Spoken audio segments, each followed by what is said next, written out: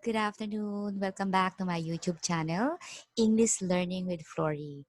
At ngayon, pag-uusapan natin ang paggamit ng preposition on, in, at, and by. So, watch to my channel. Sana may matutunan kayo. At kung hindi pa kayo nakaka-subscribe sa aking YouTube channel, please like, share, and click the bell button para po sa notification na sa ating bagong video. Tara, let's learn. Enjoy for this video. Thank you so much.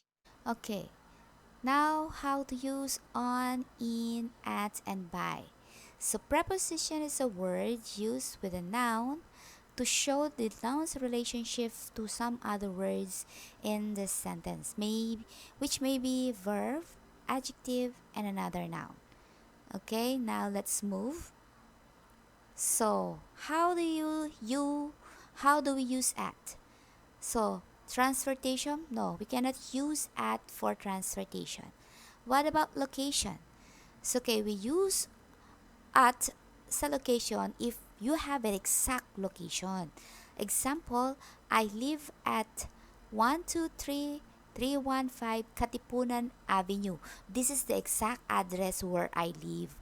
So, ibig sabihin, ginagamit natin ang at kapag eksaktong lugar or small places such as restaurant, bar, etc. Example, I am staying at the bar. I am staying at a new bar right now. So, ibig sabihin, maliit lang siya.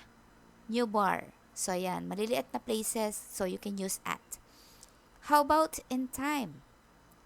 You can use at for hour or minute. So, let's say, example, I start my work at 8 o'clock in the morning. So, yung 8 o'clock eksaktong time. So, tandaan natin, ang paggamit ng at ay eksaktong lugar at eksaktong time. Okay. Now, let's move to usage of on. So, how do we use on for transportation? So, we use on like in the bus, train, boat, and plane. So, ito kasing mga sasakyan na to, so that those are public vehicle. Yung ginagamit nila sharing, so ginagamit nila yung pampasahero, so and this kind of vehicle is big. Okay, pwede kang tumayo. Okay, and ito public use.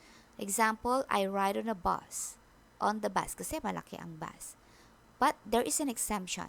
Okay, I sit on the bicycle kasi ang bicycle walang engine. At saka hindi natin pwede gamitin ang in. Kasi hindi naman kulong o hindi naman, wala ka naman sa loob dahil hindi na, naka-open ang bicycle. So, yung bicycle sa top doon ka lang uupo. So, that's why we use sit on. So, for location, how do you use on? So, let's say, ito yung portion na to. Let's say this is table, wall, or space. Tapos, eto yung bag. Okay, let's say, I put my bag on the table. So, nakadikit dapat. Nakadikit dapat dito. Okay? So, that is on. So, use before small places such as street, avenue, and boulevard. Let's say, example, I am standing on the street.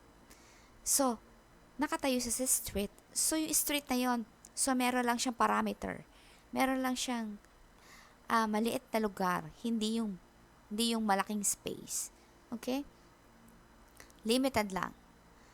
So, let's say time. Ito naman sa time, exact day, 1 day. Example, I am going to start my lesson on Monday. So, 1 day lang. Or, I'm start my lesson on Tuesday. Or, Christmas Day. It's another, I am planning to have a holiday on Christmas Day. Kasi, yung Christmas Day, isang araw lang din yon. Okay.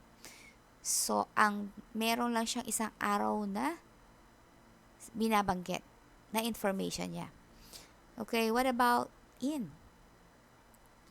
In use for transportation, car, taxi, small boat. Ito, hindi ito for public. This is used for private car. Yung taxi, hindi naman siya private, pero hinire mo yan, binayaran mo yan. Once na ikaw ay sumakay dyan, hinire mo siya. O, itong kind ng vehicle na to, maliit lang, hindi ka pwedeng tumayo. Example, you ride in the car. In the car. Okay? Pag maliit lang. Okay? How do you use in for location? Well, let's say this is a place na close. Or let's say building or box. So, asa loob itong bag. Okay, I put my bag in or inside. But in. You can use in or inside the box. Okay, let's say use before large spaces such as country, capital, town, city, state, etc. So example, I work in Manila. So this is place like capital. Okay? So let's say I live in Cabanatuan City. So that is city. So I'm here in the Philippines. So that is country. Okay, pagka naman time, so mas malaking time kaysa sa on. Yung on kasi 1 day lang. So ito, mas malaki, long time. So week, month, or year. Example, I was born in 1980. So itong 1980 to isang taon to eh. So I want to stay here in 1 month. So 1 month. So pag pinag-usapan, ang in mas malaking time, pag on mas maliit. Okay? And then by. How do you use by transportation? So kanina pinag-usapan natin yung usage ng on. Yung on sa mga malalaking buses for transportation for public utility. For public use. Pagka in, maliit na sasakyan and for private, tsaka hindi ka pwedeng tumayo. Okay. Ngayon, bakit meron din by? So, kanina yung pinag-usapan natin, yung how I ride. I ride in a car. Ito naman, I came here by car. How did you come here? Ano yung ginamit mo papunta dito? Car. Kaya I came here by taxi, I came here by bus, by train, by boat, by plane.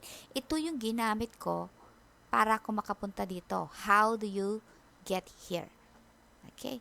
So, yung location naman, let's say, ito yung isang place, andito ka. So, pwedeng close or near. Let's say, close or near. Example, he stood by his mother. Maybe this is you and this is your mother. Okay? So, close to you. So, he stood by his mother, malapit. Malapit lang. So, pagka naman time and time. Example, my house will be finished by January. Ibig sabihin, by January, end time, tapos yung bahay. Okay. Okay, now let's go to exercises. Let's try to answer these exercises. So, number 1, the train was run. So, wide, in, on, at, or by. Okay, we use by. Very good. By. Because the train was run by electricity. How was this train run? By electricity.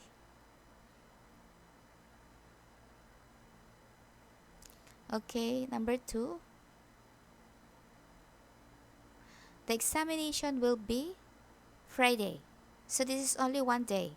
So we use on because this is 1 day only. Okay. Number 3. The students are blank the room. So ito ay kulong. Ang room ay nasa kulong. Yung mga estudyante nasa loob. So ano gagamitin natin? In. Correct. In. So hang the picture, blank the wall. So let's say ito yung wall. Okay? Ayan ang wall. So, ihahang daw niya dito. So, nakadikit yan. So, the correct answer is on. Okay, hang the picture on the wall. Okay, number 5, I was not in the country blank 1990. So, this is long time. So, what do we put? What is our answer? In. Correct. So, finish your project blank Tuesday. So, there's only one day. So, we use on. Okay. 7, I ride blank the boat. So, this boat is for public, for sharing, for public use. Boat is, so we use on. Correct. Okay, I ride on the boat. 7, you have to get blank the car. So this is private and small only. So this is in. Okay, summer, blank summer, I go to beach. So summer is a long time. Hindi lang one day ang summer. Okay, so we use in. Okay. Number 10, I sit blank the bicycle. So this is exemption. So we put on. Kahit na siya ay nasa labas. Hindi pwedeng in. Okay, remember that. Okay, I hope you get perfect score. At sana na-enjoy kayo. Thank you for watching. Okay, I hope you enjoy and learn. Thank you for watching. See you to my next video. Bye!